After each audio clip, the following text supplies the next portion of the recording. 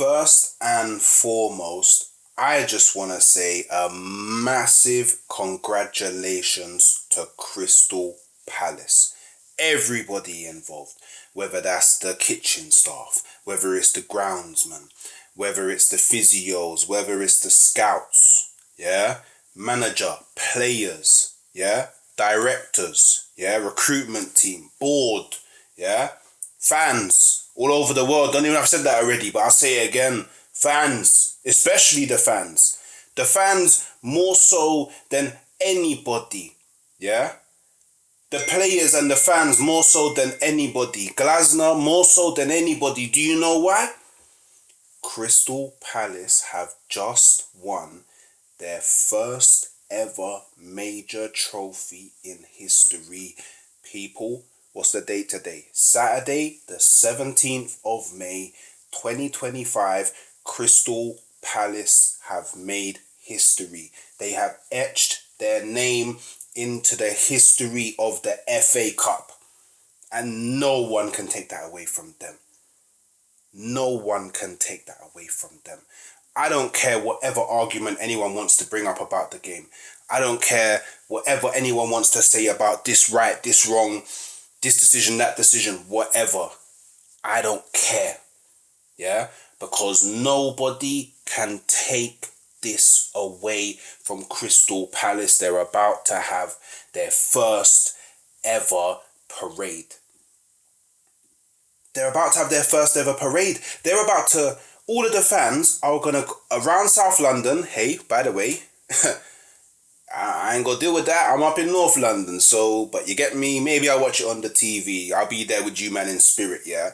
But these man, all of them, fans, wherever they may be, they can come to South London and they can celebrate this trophy with their club.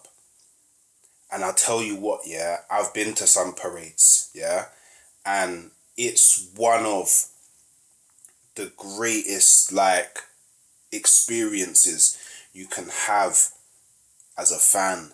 The feeling, like being around all of your comrades, all of your people, all of your family tree, all of your bedrooms, friends, like all of the people that you go to war with throughout the whole season. You're there with them, drinking up, depending on your age. Do you know what I mean? Like, they're just, the feeling of elation is crazy. And you know what? Let's be honest. They deserve it. I don't think there's anyone that's deserved it more than Crystal Palace. Crystal Palace have beaten some good opponents in the FA Cup this year. And let's have it right.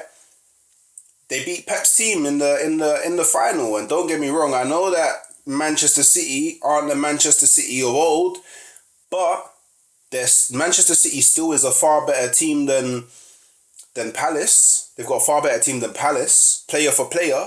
The quality is not even comparable.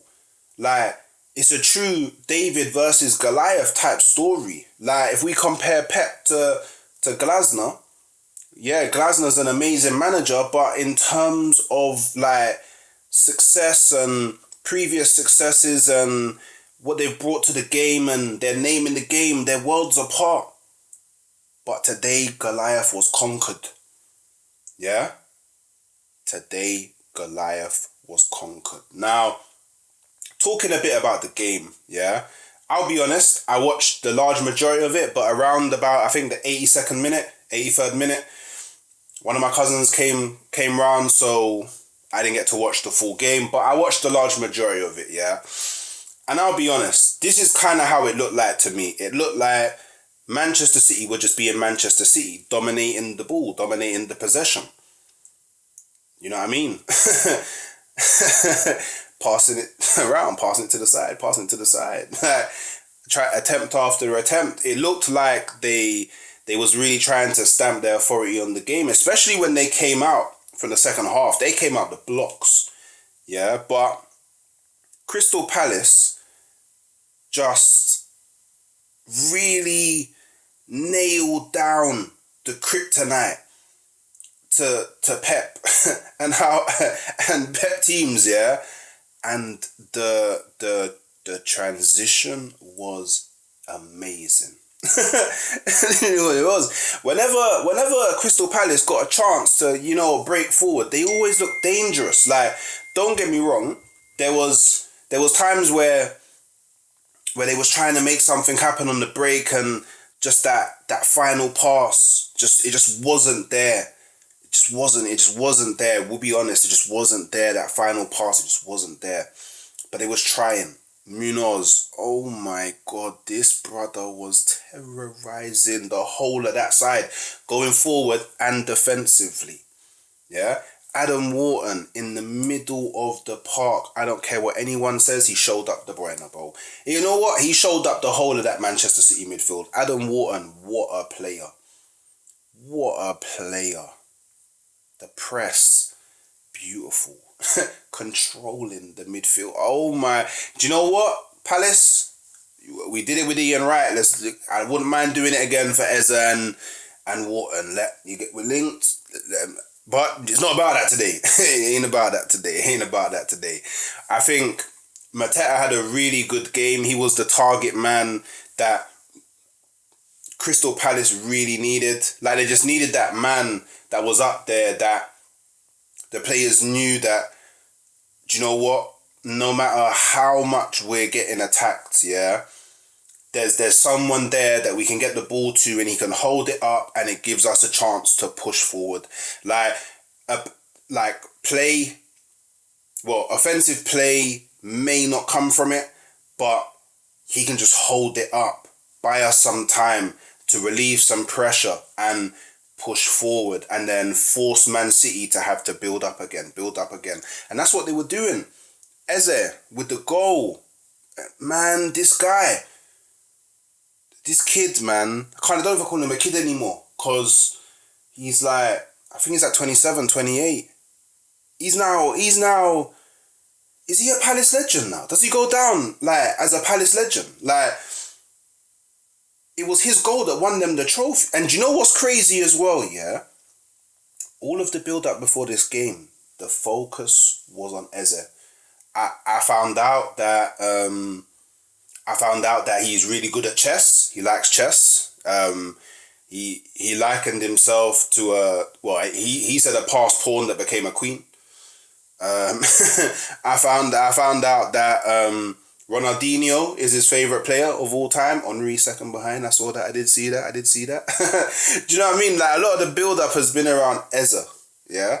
A lot of the build-up has been around. I even found out that he flopped at a few clubs that he went to, but I feel like us as neutrals have learned a bit more about Eze, and then it was Eze that went and got Palace the trophy. He's a bad man. Nah, big up Eze. I don't care what anyone says. Big him up, yeah? Because I don't think he'll ever truly be able to comprehend the magnitude of what he's just done for Crystal Palace. He won them their first ever major trophy, yeah? Ever. Ever. He was the first. Glasner. Does Glasner now go... Wait, surely Glasner's now Crystal Palace's best ever manager. Ever. Because he won them their first ever major trophy. Is crazy. See, I can't comprehend or understand the feeling that's in and around Palace at the moment. The club, the fans, all of that, yeah? Because when I became an Arsenal fan, yeah, cool.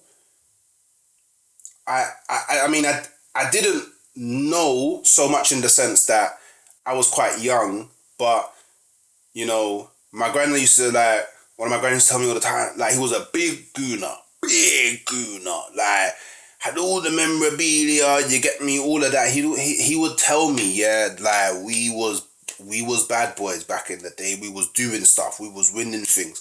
And I was like, cool. Even at a very young age, I was told, like, and I kind of knew that, like, cool.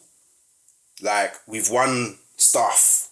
Do you know what I mean? We've won stuff before. So even when I saw Arsenal win their first trophy when I saw it. So when I witnessed, like, the first time as an Arsenal fan, I witnessed Arsenal winning a trophy, yeah? Like, we'd already won them before. All of these Palace fans, there's Palace fans that, like, there must be a Palace fan out there that's like 90s, touching 100. Do you know what, Crystal Palace? You need to find out if you got a fan that's like close to 100 or over 100 years old, yeah? Because they would have been supporting this club for longer than the Premier League. They would have been supporting, bro, crazy. There might be Palace fans, actually, when I say might, there 100% is Palace fans that have supported Palace from before the war. From before the war. But the first one, not even the second one. You know what I'm saying?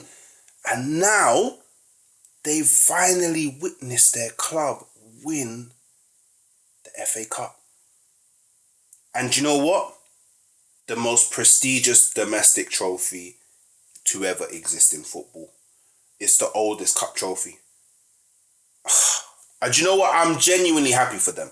I'm genuinely happy for Palace fans. I'm so genuinely happy for you, man. I won't lie. Now, look, I want to talk about two things. Wait, is it two things? Two things? Two things? Two things? Yeah. So the first thing. Three things. Sorry. There we go. That's what I was thinking. So don't worry, but it came in the end. Three things. So the first thing, yeah, is I don't think Dean Henderson should have been sent off.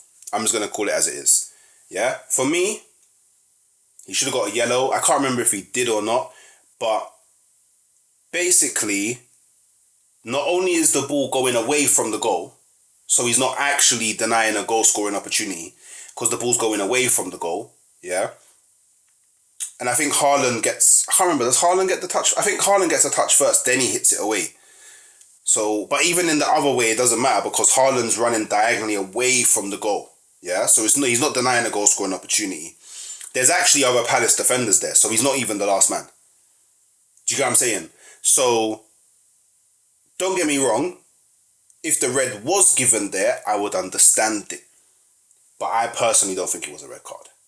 I think a yellow would have sufficed.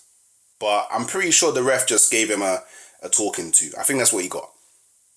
Yeah? Cool. The second thing, which kind of becomes the third thing. They're kind of intertwined, so maybe it's just two things. So, I don't think it was a penalty. I think Tyreek Mitchell gets the ball. Yeah? He defo gets the ball. Yeah? His toe touches the ball. To me, brilliant challenge. I know the way Bernardo Silva was moving and took it away made it a bit tricky or trickier for Mitchell, but Mitchell got the ball. Not a penalty. Do you get what I'm saying? Defo not a penalty. And then, you know,